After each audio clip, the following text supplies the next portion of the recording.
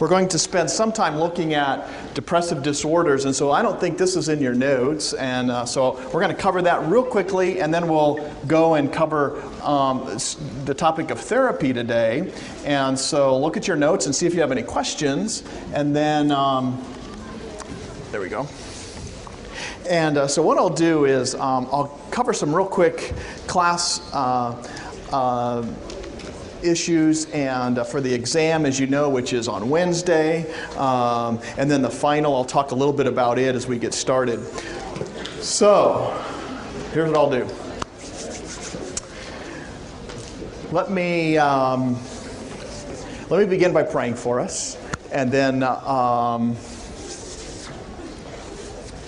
we'll start from there. Father, we just take a minute right now to ask you to be here with us. We know that in these busy times, especially just this last couple of weeks of school, that we have the ability of being sustained by who you are, by your care, your patience, and forbearance with us, and also your love for us. So we do that, and I just pray for the next couple of weeks, especially for many students who are dealing with the pressures and stresses of just a busy time. I pray for just protection and surrounding of them, and then for the way in which we know that you had protected all of us even during our travel, our vacations, and then the upcoming trips that we have. We just thank you for that. Thank you for being a God that cares deeply for us, that knows us intimately, and calls us your children. So we just thank you. We invite you here today, and in Jesus' name, amen. Well, as we go about looking at the last chapter in this section, let me remind you, the exam on Wednesday covers the 3 chapters. I think the study guide has the chapter numbering wrong, but the content is correct. So the chapters, the topics that we'll be covering on Wednesday on the exam will be personality, disorders, which we've just finished, and therapy, which we will finish talking about today.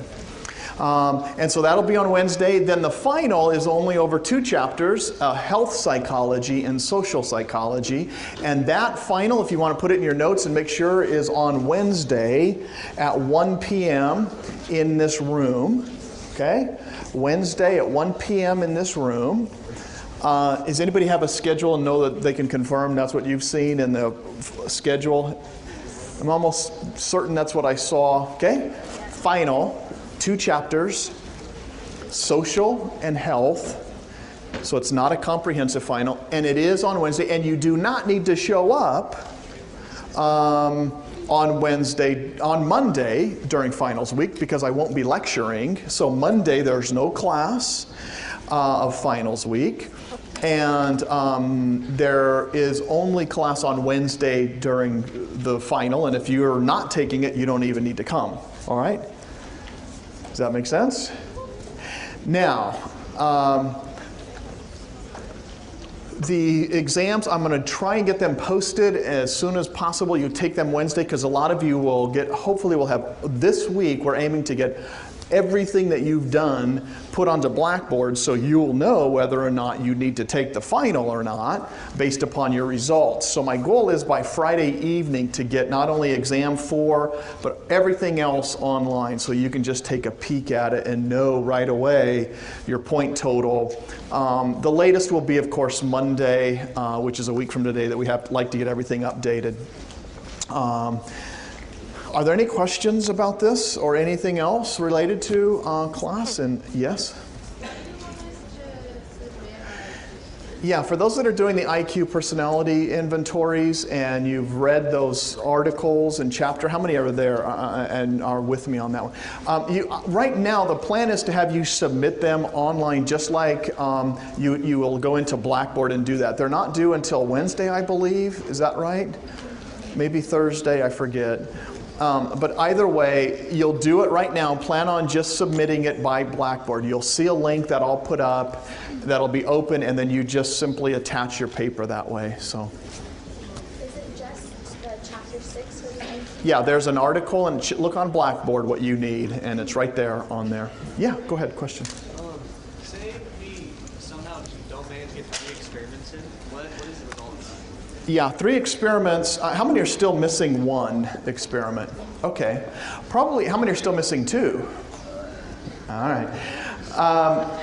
Here's what I'll need you to do. This week, we will be putting on the last survey, which almost everybody will be able to participate in. It won't have the last surveys that have been just numbers that they only needed a certain amount. The one that we'll be putting on, you'll be able to complete it, and most of you will be able to get at least 1 experiment out of that. If you still need 2, there's one other possibility, and it's not for everyone, but what I've done is, what we will do is we're trying to figure out a way. How many took the survey in which you got $5 that came that way?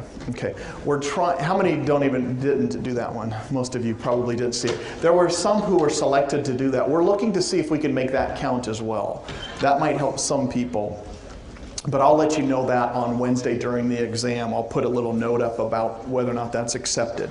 So on Wednesday, here's what will happen. You'll end up, by this week, you'll find that last link to a survey, and then hopefully that'll take care of almost all of your survey experiment needs. For some that still need one, there's a way to get 1, 2, or 3 experiments done by simply looking in the syllabus, page 3, and there's a way of writing a very brief written report that will take, you can write 3 or 2 or 1 of them to get credit for 1, 2, or 3 experiments, okay? Look in the syllabus. It's a very brief written report, and that way if you're still missing an experiment, you'll have an opportunity to write a quick summary of one instead of participating. And like I said, even if you need 3, you can write 3 little reports to get credit for 3 experiments. Does that make sense? And that's been in the syllabus, just in case some of the surveys you weren't able to get to or to do some of the experiments. Okay, if you have questions, you can ask. Yeah. The IQ test, when you're writing that paper, do you write about the actual testing? Yeah, you just give me a quick summary for the IQ test. You write a summary of the articles that you read, and it's about 1.5 pages. And you could briefly mention some of your experiences in there of taking the IQ test, but that's just what it was like and your experience doing that. It's not really great. It just tells me that you've gone through it. Yeah. How long was the paper again? I don't remember. It's in the syllabus. I think it says under 2 pages. For the IQ thing? Yeah. For the written reports, they're about 1 page long, if you look at that one. All right, good. Well, yeah, one more. So I looked on Blackboard, and it said that the due date for the paper was Tuesday, December 1st. So obviously We'll just make it December 1st, which is Wednesday. Is that right? Yeah, sorry. Just make it Wednesday. Yeah. Okay.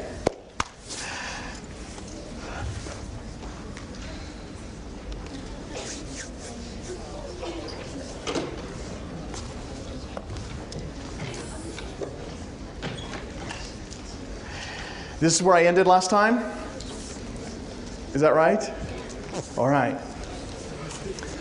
One of the things I'd like to make sure and have you think about as you look at your notes are there any questions on any of the disorders we covered? We covered anxiety disorders and all the specific kinds. What falls under anxiety disorders? You have phobias. What else? Obsessive compulsive disorder. What else falls underneath an anxiety disorder? Generalized anxiety, right? So the main ones we covered. We talked about schizophrenia and the different types and the causes and the prognosis. We looked at depression, things like what we call mood disorders. This was how we ended by looking at some video clips. And in fact, the last clip that we watched on Wednesday was about somebody who was suffering from major depression, who was able to undergo a fairly controversial type of treatment known as what? Electroconvulsive therapy, or ECT. And so we're going to talk a little bit about the treatment using ECT for major depression and some other treatments that are available for people that are suffering from some of these disorders. Why is it so controversial?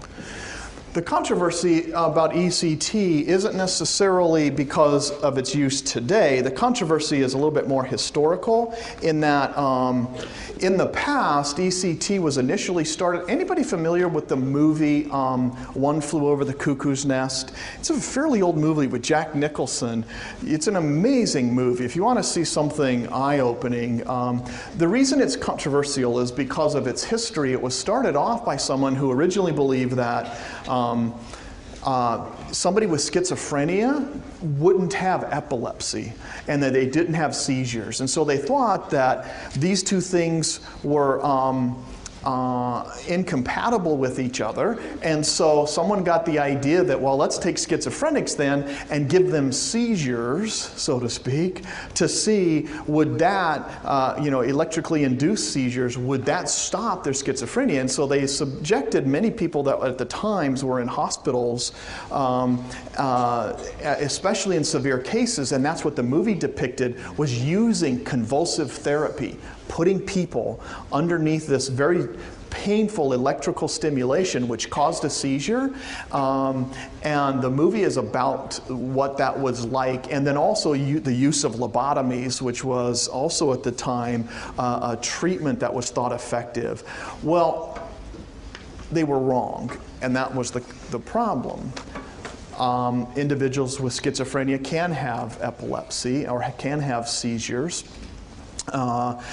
But here's what happened. A lot of people that were misdiagnosed and that had depression showing signs of psychotic psychosis, it actually began to help them. And so we'll talk a little bit about the controversy of it in that it appeared to in the past be used against patients. Today, it's a very effective treatment for severe depression. So it's not controversial in that regard of use today. Well, I'll show you a little bit more about that. But here are the key variables just related to when we explain depression. Sometimes depression is explained by the various pressures that people feel.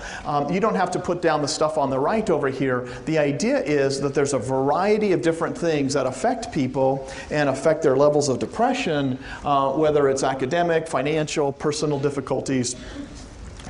Basically, these just simply increase a person's risk, the pressures of life. But another big category that has been examined now over probably the last 40, 50 years and noticed, and that is where people live. We have more rates of depression in this country up here you can see it's affected by the northern latitudes than it would be in what's called the lower southern latitudes where the rates are significantly lower for depression. And so people started asking, is it possible that the lack of sunshine is causing higher amounts of depression because of people living up in the north versus a 1% to 2% rate, for example, of something called seasonal affective disorder, or sometimes referred to as SAD. Seasonal affective disorder is a type of depression that strikes only during the winter season, or it seems to be associated with affecting people during the winter season, and quite possibly then that's one of the variables, a lack of sunshine. And so they've been exploring that for a number of years now. Explaining depression also, you have to bring in the genetic link here, that you have a slightly increased risk if you're genetically predisposed to depression, and we see this in that there's higher rates for people with, especially of all the mood disorders, bipolar probably has the strongest genetic link of almost all the disorders. Bipolar disorder has a strong genetic link. And in that case, we know genetics plays a role as well.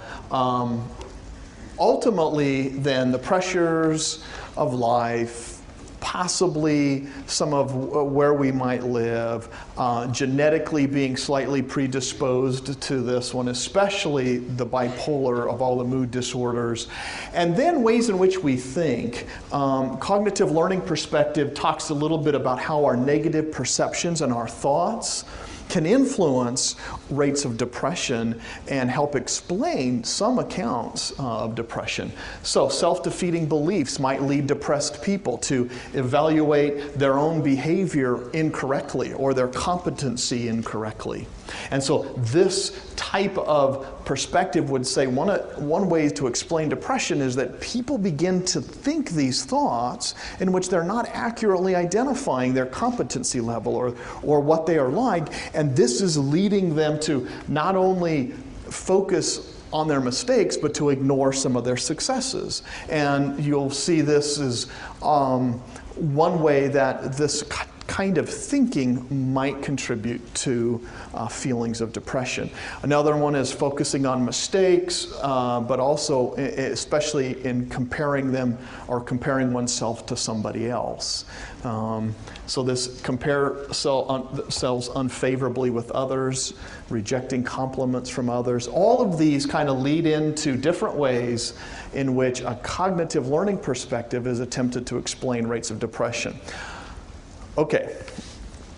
Are there any questions on some of the key variables or some of the explanations? We're going to wrap up the topic of depression, and then I want to move into how do we go about helping people with some of these disorders that we've been identifying, and the field of the psychological area of therapy has a long history of working in this area with individuals that are suffering from these disorders.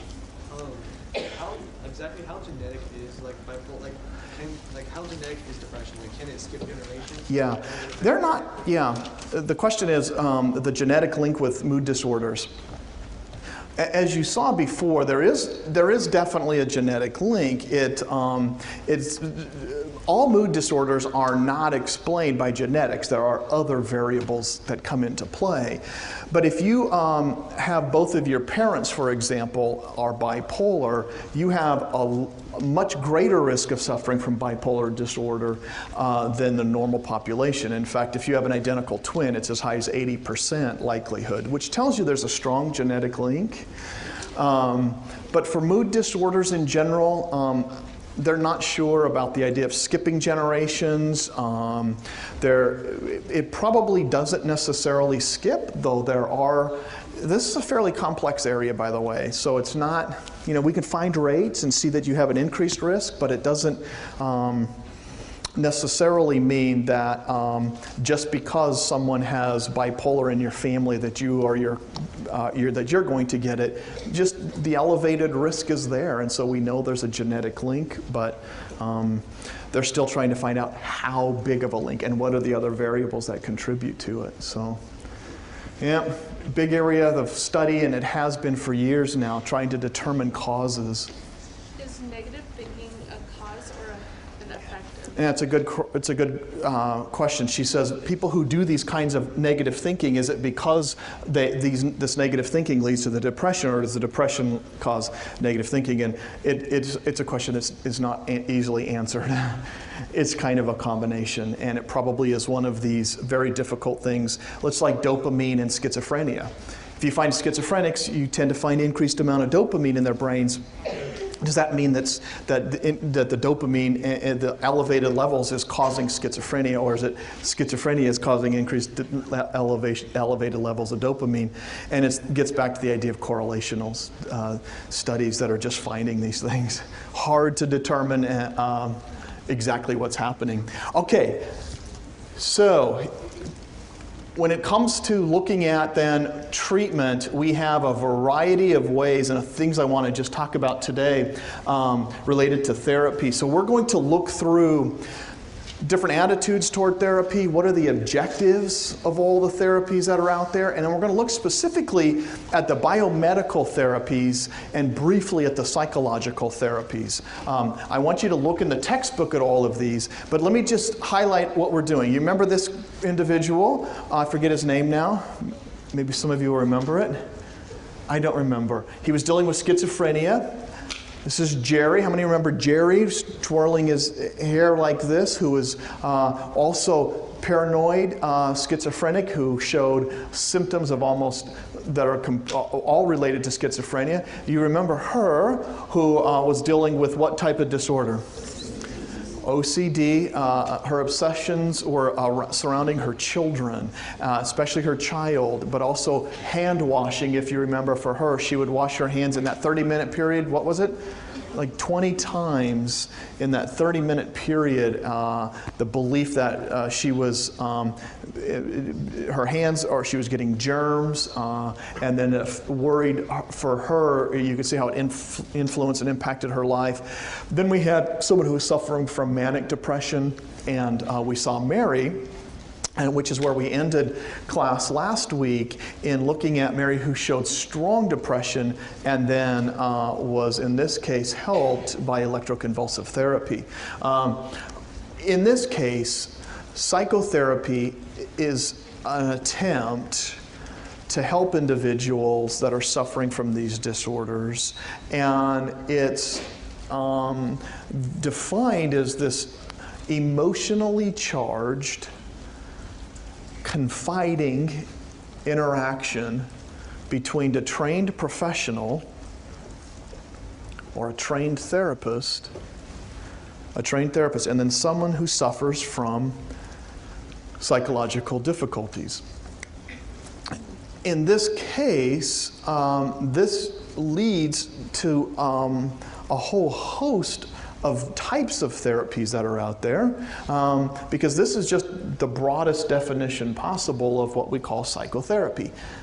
In an emotionally charged, confiding interaction between a trained therapist and someone with psychological difficulties, you find lots of room and lots of different approaches to helping treat people. In this case, all of these individuals have received treatment. Okay? Now, the treatment varies depending upon who they talk with, but this is really, if you want, the broadest sense of what goes on in a therapy type session. This idea of a confiding interaction is what's very important, and that is there's the idea that you can talk with somebody who's around, who's also trained with somebody who suffers, and there's a variety of different perspectives that have occurred, including our own views and our own attitudes toward therapy. So some general attitudes out there that exist can vary even within different cultures. Professional or trained therapists are sometimes thought of as people who can help, and sometimes treated with maybe less likelihood of believing that they can help. Of those that are suffering the most, those that are mentally ill, at least the most recent numbers are showing a good 50% of people will even deny that they're ill. So people that are sad, depressed, even those that are dealing with anxiety, schizophrenia, 50% of those that seem to be suffering deny the fact. Why would they deny that they are ill? What is it about humans? What is it about people that are suffering from let's say, one of these disorders? Why would they not want to admit that they're sick? Is there something wrong with it?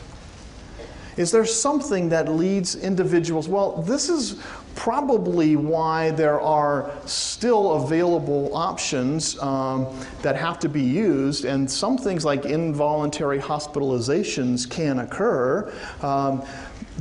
Just to give you some raw numbers that are out there, in involuntary hospitalizations, they occur on a daily basis right here in Los Angeles County.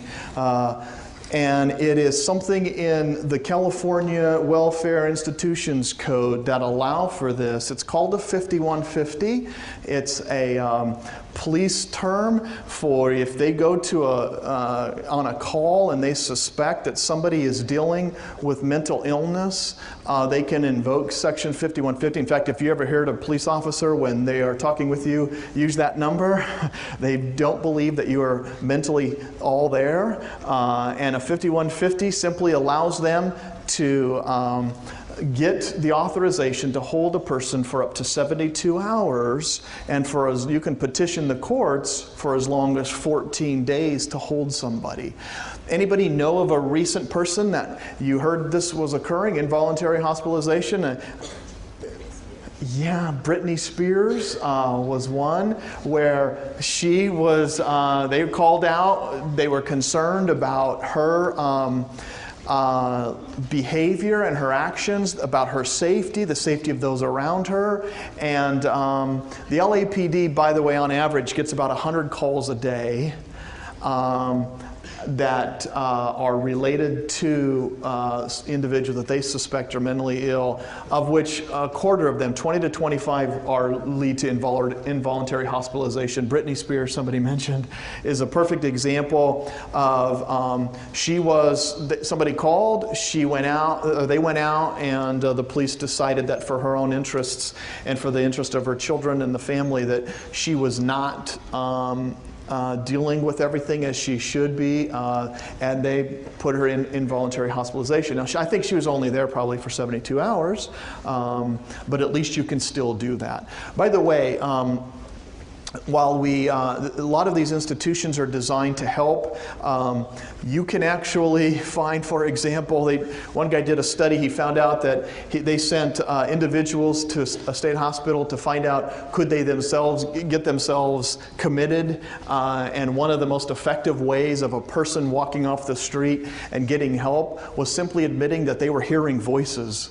If they said that they were hearing voices, they would almost always be admitted for 72 hours, which is very interesting because what was occurring is in some cultures, that notion, that idea is indicative of somebody who's probably dealing with maybe a psychotic break or a potential psychotic break, and so those kinds of things would get a person under 72 hours of evaluation. And so when police officers go out and deal with this is a very important thing that they can use to help individuals. Now, after 72 hours, if the person convinces them that they are not a danger to themselves or a danger to others, they can be released and let back go. That is just part of what we use to help. Now, this just goes back to show that a lot of people ultimately that are dealing with mental illness never get any of the help that they need. And so you can see here, of all the schizophrenics, only less than half ever receive treatment. And that's a pretty big number if you think about it, that those that are suffering from this, less than half are getting the treatment that they need. Mood disorders, maybe a third of the individuals are getting treatment. By the way, when they do seek help, while the majority tend to get untreated, they do seek help from a variety of sources, whether it's professionally trained psychologists or psychiatrists, medical doctors, clergy and pastors, oftentimes support groups. These are the locations where they oftentimes try and get help. So, who seeks therapy? And I'll just put up a list of different types of therapy and different specialists. So some specialize, for example, in working only with children. Maybe they would see a large number of kids who would suffer from attention deficit or hyperactivity disorder, some developmental disabilities. So even autism now. So you can have a therapist who specializes in a certain age or even in a certain illness, and they only deal with, let's say, depression. But the majority of therapists would see anybody in all of these categories, from children to teenagers, college students, all the way up through individual therapy, grief therapy, whatever it may be. All right, what I want to do is see if I can get a video clip to show in just a minute of a typical therapy session. So you can look at the other screens. I'll see if I can get the middle one to play.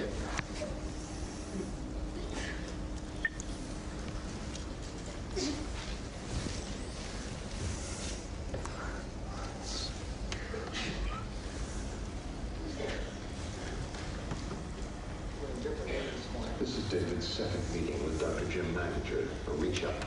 Okay, let's see.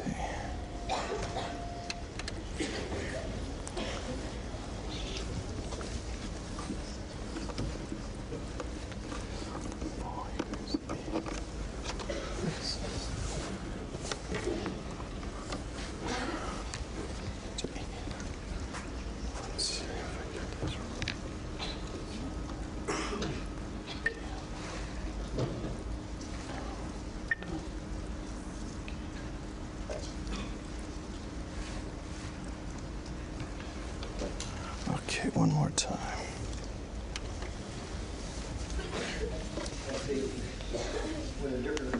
This is David's second meeting with Dr. Jim Magnus, a reach-out volunteer psychiatrist who tries to treat schizophrenia with a combination of supported talking therapy and medication.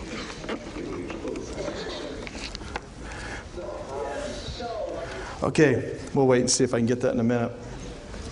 Ultimately, there are different views and a different relationship when we start talking about the history between how do Christians view professional therapy, and are there different approaches that they take that we can outline here some of the different ways in which there's more positive and more negative views, and I'll just put some up here. There are probably has been historically a change over the last number of years that have kind of contributed to a more positive view. And anybody come from a church background in which psychological therapies is kind of suspect, or there wouldn't be? Anybody have a church background or a history like that where there's really not a positive view towards professional psychological therapy? Okay. Very different today, by the way, than 20 years ago. 20 years ago, you would find much more of those on the negative side, that there was some suspect between the disciplines, that is, a Christian approach to how we deal with problems, and the belief that psychology was encroaching upon or was even almost anti-Christian. And so it's been a very marked change over the last 20 years. Most of the churches now out there have psychologists that they use, that when somebody comes and deals with a struggle or an issue that's beyond their abilities, they almost have a great referral list. And that's been a big change over the last 15 to 20 years. And so you don't find as many on the negative side as in the past. Are there any questions that you have about this, though, or questions about this area and how we've used to view therapy? Because there's probably, again, some remnants of this. Biola, by the way, used to get picketed. 20 years ago when I was here, there was a guy who used to come around and say that Biola and individuals here were not in the will of God because they had a department of psychology. And that they should avoid coming to school here simply because it was one in which we were using something called non-biblical therapy. You're not using the Bible, and then therefore it's not appropriate. And that's been around for a little while now. Okay, let's see. I think I got this to play. Maybe.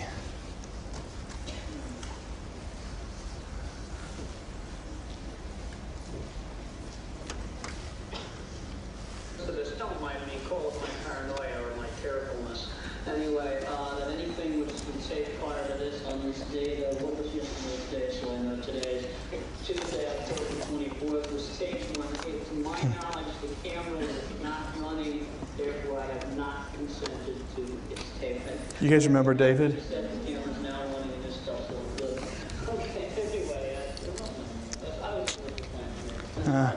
a couple of weeks since we met. Can you bring me up to date on how you've been since then? I've been, my weekends have been fine, my weeknights have been hellish. In the weekends you have a place to stay, and during the week you don't, right? That's correct.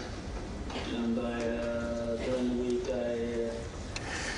Okay, it's not going to come on, but the idea of any type of session that an individual is in was illustrated in this little clip where the goal was to try and get somebody, whether they were on the streets, somebody that was dealing with any of the disorders, to be able to begin to function more optimally. That's the goal. Get them to function, enhance some of their personal growth and development, and then be able to get them to a point where there's at least satisfaction with their life and their life circumstances. That's the objective of most therapies. Okay? increase their satisfaction with their lot in life, their personal circumstances, help them to develop and to grow, personal enhancement, and then that they're functioning, who they are and what they are like is optimized. Now, the textbook gives a great definition in general of what the goal of most or objectives of therapy it would be, and this goal would be to offer hope for the demoralized, giving people a new perspective,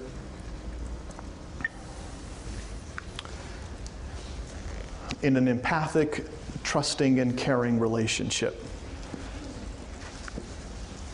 Okay. So, for a lot of therapists who ultimately decide to go into this field, what they're struck with is people who are oftentimes demoralized, struggling and not functioning well, realizing that they don't like what's happening to them, they don't understand it, and it's hard, it hurts. And they are motivated to try and help, to bring hope, to give them ways of coping, ways of dealing with things, new insights into their beings, into their thoughts. And then they do it in a way that provides kind of a trusting, caring relationship.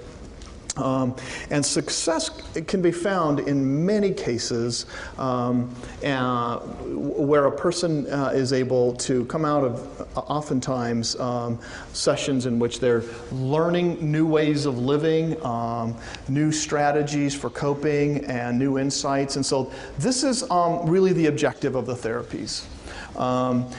For me, I remember just simply working with schizophrenics, or at least the majority were schizophrenics.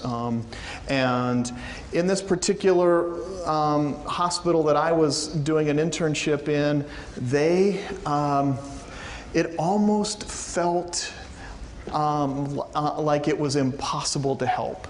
There were so many ways in which you would begin to see how strongly people's lives were impacted by this disorder, and yet you knew that if some of them would just maintain some of the treatment and even some of the new drug treatments that were out, that they would get better. And the question is, a lot of them wouldn't want to take pills, or they wouldn't want to participate in the therapy. We'd have to watch them take their medications because some would take it, or and pretend that they took it. They would believe that they weren't sick, and we always knew that there were ways in which treatment helped, but you can't force somebody. You couldn't force them to do this. By the way, as far as improvement, we do find that there is an increase in what we call improvement at the moderate to excellent level for those that do get into therapy. So there's evidence that it is effective. The problem has been making sure people participate and are able to do some of the treatments that are out there. So, as far as specific kinds of therapy, one of the big new ones out there is biomedical therapies. I've already showed you electroconvulsive therapy, which is one of the biomedical therapies that we'll talk about. But this one has taken off as far as numbers. How many have heard of Prozac before? Why have you heard of Prozac? It's because it's advertised everywhere, right? Prozac is now one of these multi-billion-dollar drugs as an industry. This is a huge, huge industry. We call it psychopharmacotherapy or drug therapy, which has its basis, of course, in treating some of the major disorders that we've been talking about by using things like drugs. Huge. Today, if I sent every one of you away to a doctor's office this afternoon and you had a doctor's appointment with your primary care physician, a good percentage of you could walk away with drugs tonight simply by going in and expressing that you are not feeling well, you're sad, if you expressed any form of depression, and if they identified that, you were being honest about it, but you just talked about your sadness, or you talked about the anxiety you were experiencing, by far the largest percentage of you would come away with a new prescription today. It is a huge industry out there with different treatment levels, and different approaches, but primarily they involve the use of categories of drugs that I'll give you in just a second. Do you have a question? Go ahead. Oh yeah. Why are people so resilient to not take therapy? Like, why is it human nature for people not to constantly? I don't know why people, how many of you all, let's just, he asked, why is it likely that some either deny their illness or they want to go get help? Was that the question?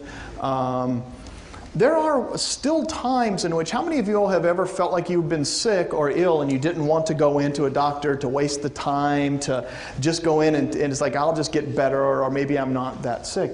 I think a lot of people feel that way, and then sometimes it's just, if I don't go in, maybe I'll just get better. There could be a lot of different motivations. There are different times I know where, like I told you, I got hit, remember, with the golf ball, and I did not want to go in until, I finally had to. I told you about that. I think I did. Yeah. It was also one in which you just start to deny, or maybe you just feel like, no, it's not that bad, or if I admit it, it'll be, it won't turn out well. Whatever it is, there's a lot of different motivations, but. Yeah, there's another part about vulnerability that she mentioned I think is possible, is true. The way we get treated by other people if we admit this, and there's a little bit of pride that can be involved. And Prozac, by the way, if you're not depressed, Prozac is one of those types of drugs, it falls into this antidepressant category. Zoloft, Paxil, lots of these drugs. If you're not, actually with Prozac, it can be used even beyond an antidepressant. Prozac is used even with some forms of anti-anxiety and other things. So it probably wouldn't hurt. It would depend upon if you were just completely normal. My guess is you would just experience some of the side effects of it, which wouldn't be all that fun. But it probably wouldn't have a huge effect on you. But in their tests, they're safe enough at certain dosages to give to people, even who might have been misdiagnosed. But my guess is you wouldn't feel all that different. But it depends, I guess, on how much you took. All of these you've seen advertised simply because this is a huge industry. As you know, only psychiatrists and medical doctors can prescribe these medications. Psychologists cannot. And there are ways in which at least one state is attempting to change that, but the vast majority psychologists must refer out to either a primary care or a psychiatrist in order to get a prescription for, let's say, one of these types of categories. All right, questions on drugs. Lithium, by the way, for bipolar, lithium does this. If your disorder is bipolar, and we talked about these cycles of up to mania and down to depression, lithium pretty much just kind of calms the highs and brings up the lows. And lithium is a fairly not that uncommon of a substance that's out there, and so it's very effective for sufferers of bipolar disorder.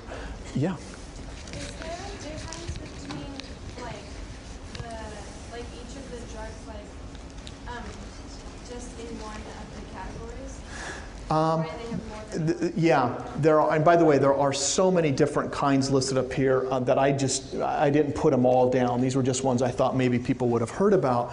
They target certain different parts, let's say, of even brain chemistry, and so for some people, Prozac may be all you need if you're depressed, but it may not help you as well. And so doctors usually kind of start with those that they think they've had experience with that are most effective. But let's say, for example, Paxil or Zoloft might be more effective and might help somebody else because they work in a slightly different way. Most of these antidepressants are what we call SSRIs. I don't know if you remember, we were talking about neurotransmitters where where the selective serotonin reuptake, the vacuum cleaner, most of these block the vacuum cleaner so that the reuptake mechanism of serotonin, so it continues to process and to go through the system. And most of these are that way, but they work in different parts or different ways or different effectiveness. And for some people, it's like taking the difference between taking Tylenol for some, and not to minimize these, but versus taking, let's say, ibuprofen. Sometimes it just works differently for people. All right. Questions so far? Big area. The expenditure in millions is now in the billion range. This is even old, but spending that goes on and the cost of these drugs is huge. And that's been, by the way, the main criticism is that we are too easy to prescribe medication for these major disorders. That's the biggest criticism, that we have a very quick trigger. And people can go in, like I mentioned, you can go in and walk away with a prescription is not a good sign for a lot of people. They worry about the fact that we're over-medicating our country and that people are walking away with prescriptions that they're not being treated psychologically, or they're not being engaged to get to the root of the issue, that we're putting Band-Aids on this. So that's been the major criticism of the biomedical therapies, especially the drug treatments, is that they're being overused. In many cases, by the way, it could be very helpful. I'll talk a little bit about that. I wanted to just mention before we leave the electroconvulsive therapy, the use has gone up. Here are the numbers. It was higher back here in the 70s, but we didn't keep as many records on these.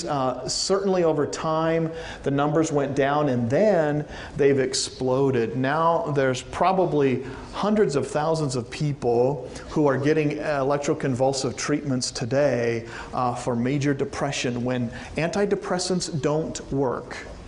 It's a very effective treatment in major depression, and you can see here the number of patients per year is now over 100,000 receiving ECT.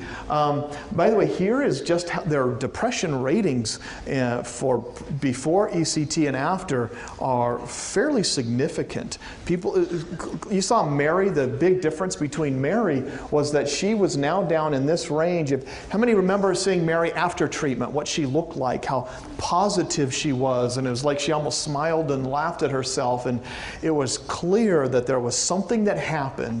And let me just say this, the answer to why somebody that's depressed, when you give them put them into a convulsion like that, in a seizure, it does something to the brain and no one yet knows what it does. That is, Mary, you saw clearly this major depressive, these characteristics and symptoms that she was showing, went and received this treatment, and it's still unclear what happened in her brain.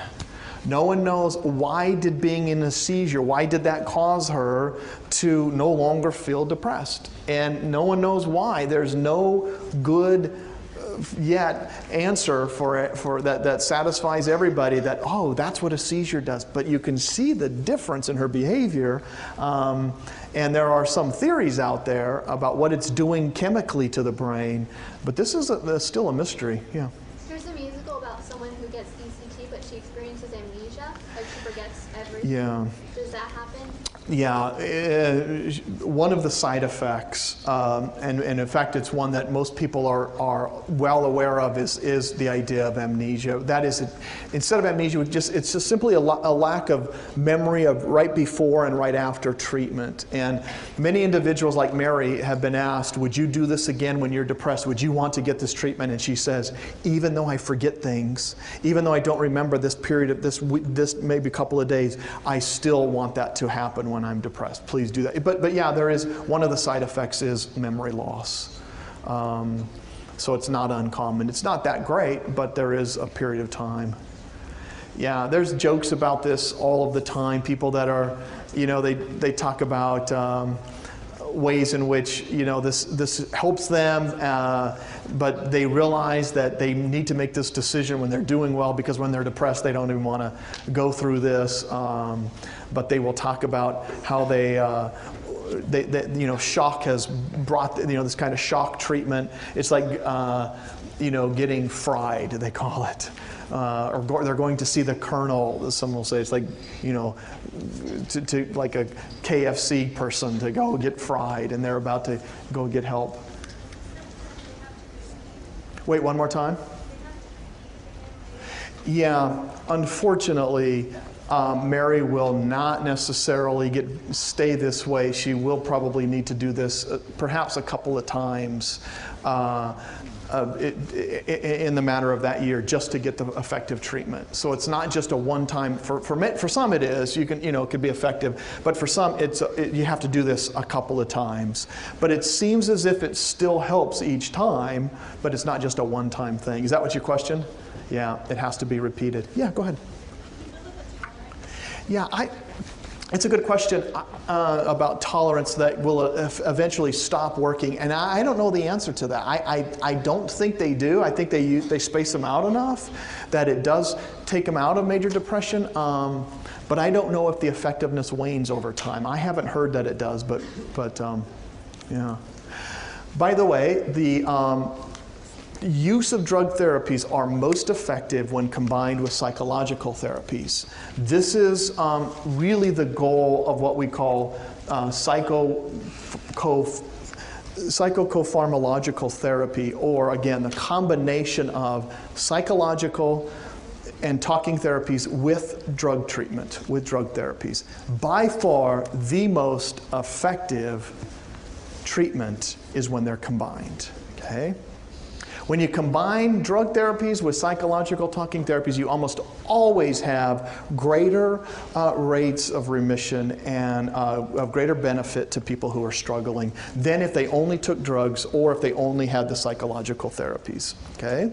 So in a combined way, these work best. Now, the psychological therapies have a variety of different ways you can do this. If any of you all have an interest in going into this field, the needs have not changed in the 20 some odd years I've been in this field. In fact, it feels like there's more people struggling with things, even now more so than ever. But you can do lots of different things if you decide to go into this field professionally.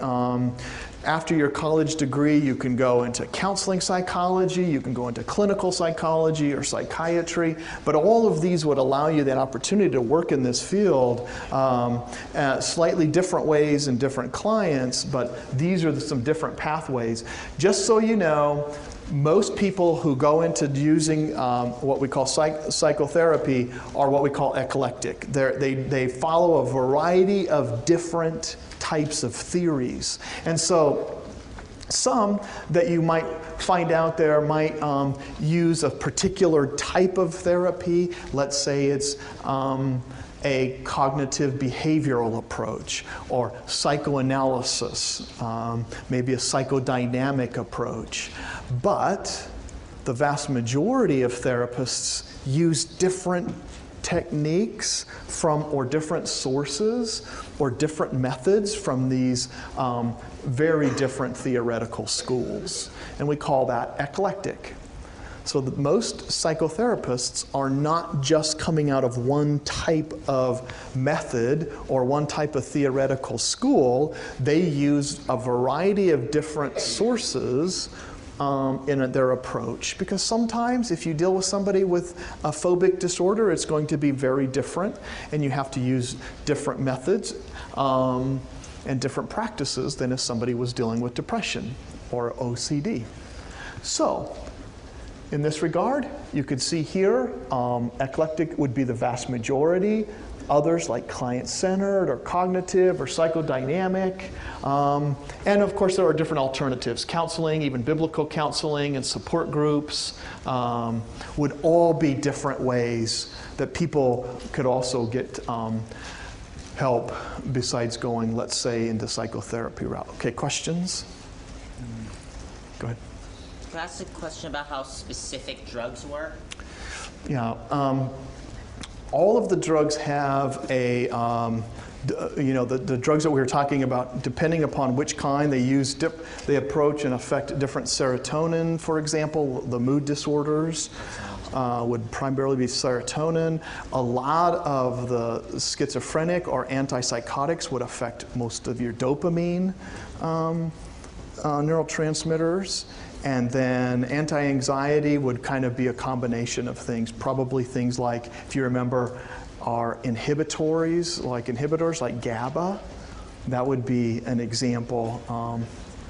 Yeah. There are different kinds of therapies that are out there that you would find more controversy over. Usually if they're used in the right way, with the right person, or let's say the right treatment, then it's not a problem. But there are sometimes in which if somebody constantly uses the same approach for anybody that comes in, then it may not be as effective. And so disagreement would be that some would criticize somebody from using a single method or a single approach from a single theoretical school to deal with all kinds of different areas. And that's when people would say, I'm not sure that's the best approach. But that's about as far as a lot of people would go with this. Okay, guess what? We're going to end early. Here's the thing. All I want you to do is look at your major approaches: psychoanalysis, person-centered, behavioral and cognitive. And we're going to end early today.